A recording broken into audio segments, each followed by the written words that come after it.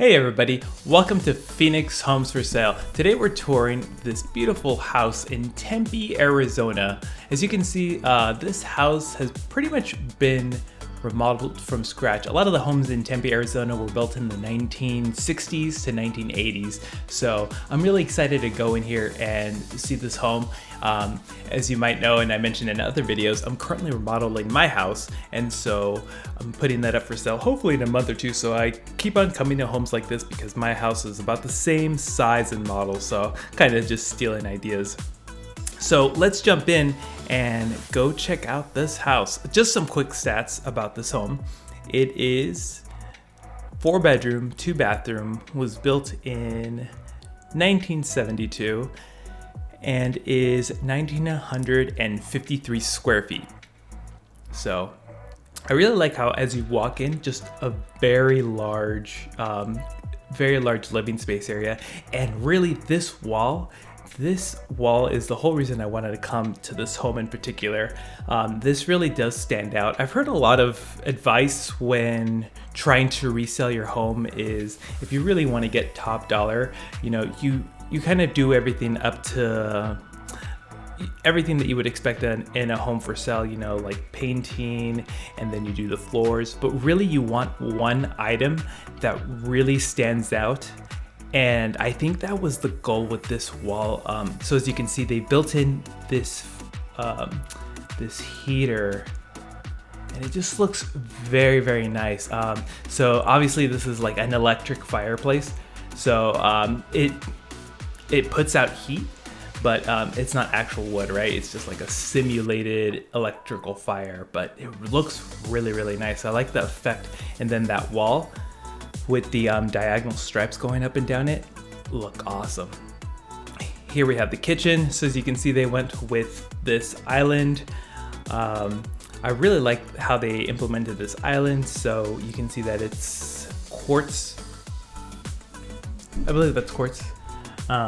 Yeah, and they have that the two-level island going on. So you have an area for cooking and a higher area as the breakfast bar.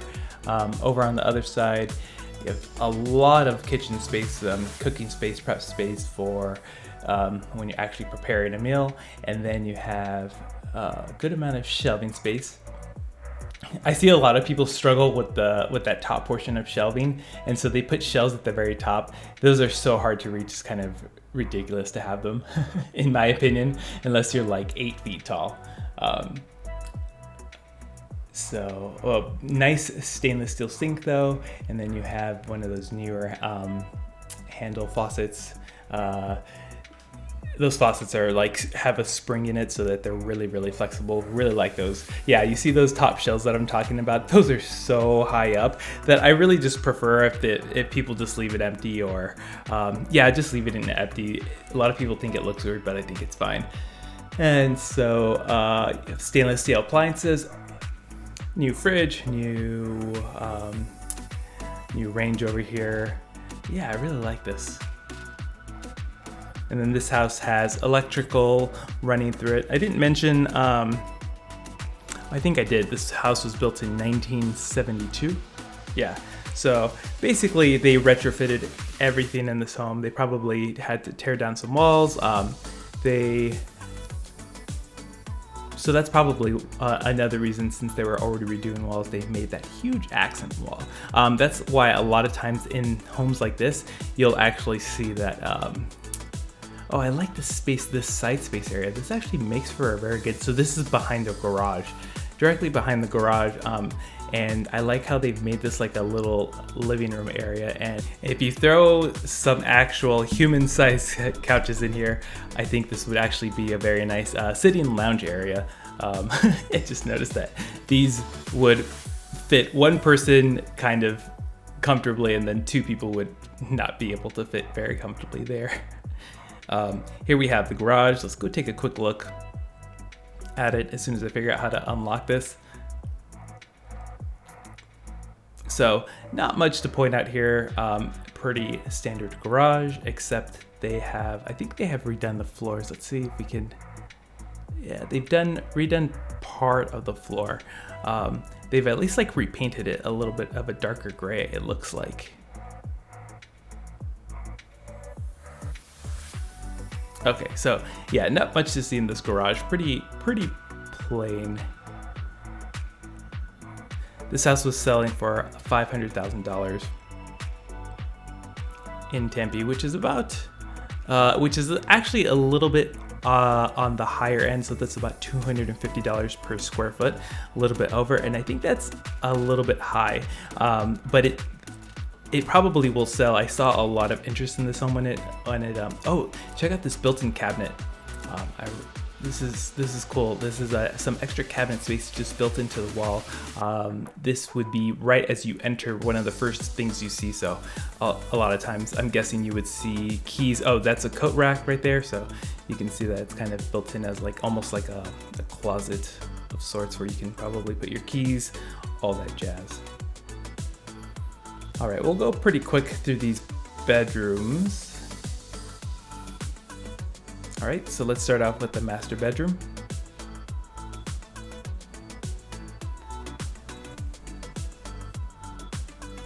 Here we have, I like this. I like the effect of the carpet. Check that out. It almost looks like one of those pieces of art where it's made up of like horizontal and vertical lines. I don't know what that style is called, but it kind of just has that effect to it. Like, I don't know if you can see that coming out in the camera. That is pretty cool. It's a very kind of on the smaller side of as far as some of the masters that we see that we visit, but we do have plenty of space. This is just a little extra storage space here in the master.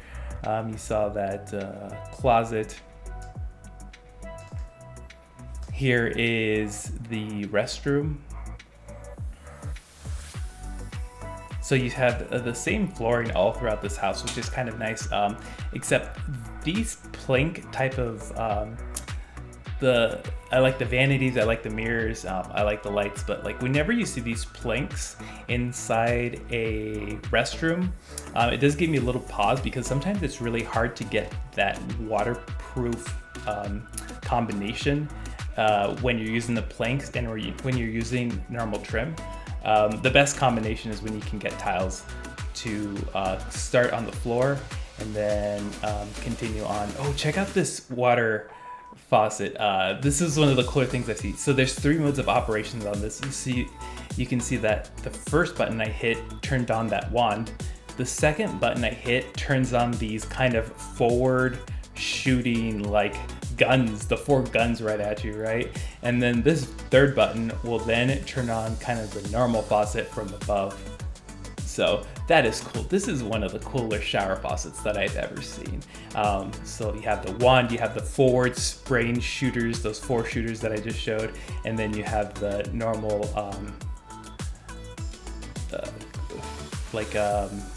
from above shower, and then you can turn all 3 of them on this at the same time, which is what I wanted to see if it was possible and what I'm testing right now. So this is cool. This is one of the cooler showers that I've ever seen. Even on some of the the $1 million homes that I go check out, I've never seen this before. So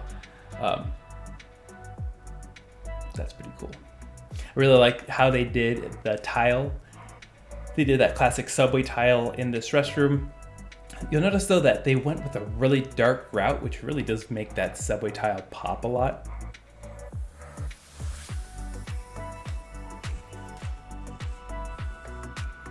Yeah, like I said, I think they did it kind of like what I was talking about at the beginning of this video, where you really just want to pick on like 1 or 2 things to make it pop. And I think they did that with the shower and with that wall. With that fireplace built in. So I thought that was pretty cool. 2 of the cooler features of this home. And as you can see, I'd say to be honest, this house is pretty average as far as the quality of materials being used. But I think those two features will just make this sell for the price that they're asking for. So I think this is a very good example of if you're trying to sell your house, and there's nothing wrong with this house, but it's not the best quality materials that I've ever seen, but they've just done everything right, and then they've given some extra features that'll make a couple buyers will just absolutely love those 2 features that they've added, and they'll just want this house. So the rest of the bedrooms all have carpet. They also have this, I like the ceiling fans. I'm probably gonna get something almost exactly the same for my house. For like those ceiling fans, by the way, I always mention, please don't buy ceiling fans with those cords on them. They're terrible. Instead, here you see that you have this remote, so you can actually take this out of the wall. I'll do it in a second, and you can use this to work the fan. I'm having some trouble here, which is why I think I'm just pressing all the buttons. But you can take this off the wall and operate the fan. It makes the wiring of the house a lot easier, and then it actually makes it so that you can so that those cords that you find on most fans tend to break so quickly. So just a pro tip: if you've never bought a home before, don't buy those fans. They're awful. All right. Well, I think that's actually pretty much the end of the tour. So before you leave, I just wanted to say real quick, got the fan working. Check that out. But before you leave, thanks for watching to the end. And if you liked this video, if you want to see more homes, or if you want me to focus on like some other topic besides just home tours, if you want me to give like tips on how to like prep your house for sale or tips on how to buy homes, let me know in the comments, and subscribe if you like this video. All right, everybody. So as I finish up here, I hope you have a good day, and I will talk to you later.